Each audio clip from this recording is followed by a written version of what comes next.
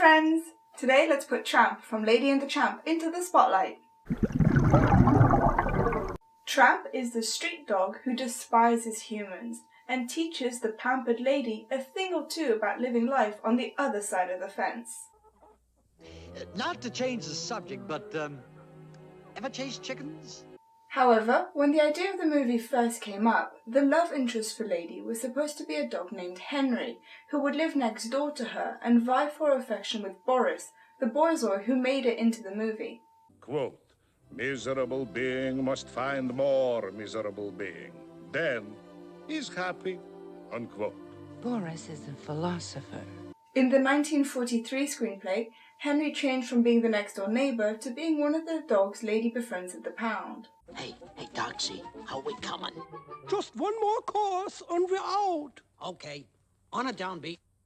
1, 2. In this version, both Lady and Henry actually escape the pound.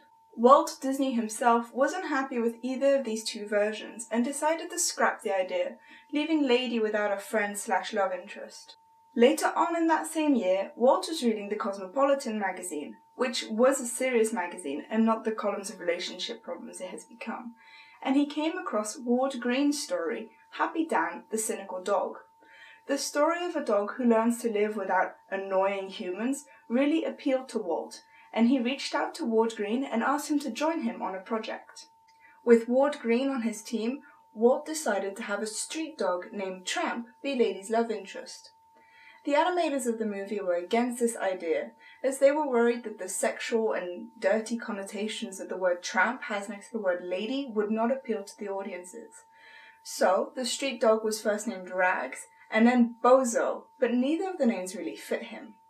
Walt Disney decided to go back to his initial idea of the name Tramp, and he insisted that the name would not tarnish the movie. We should have known. I misjudged him. Badly. As for the breed that they used for Tramp, it seems they used a standard Schnauzer, standard being the size. Schnauzers have a natural beard, which makes them look a bit scruffy without actually looking dirty, which worked very well for a street dog who still had to be appealing to the audience. Funnily enough, Schnauzers have long tails, which are sometimes docked, which means cut shorter, and if you look, Tramp seems to have a little short tail, which means that his owners probably docked him. The movie is set in the US in the 1950s, and at that point in time, docking was either done on a working dog so that he couldn't injure his tail, or on a show dog as that was the breed standard. So we know that Tramp was either a show dog or a working dog.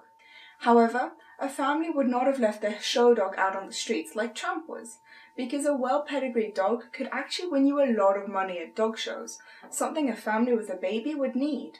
But a hunting dog would definitely have been seen as too dangerous to have around a baby, and therefore could have been left on the streets to protect the family. When a baby moves in, the dog moves out. So there you have it, Tramp's journey through different names and status changes before he became the scruffy ex-hunting dog that we know now. Which of the dogs in the movie is your favourite?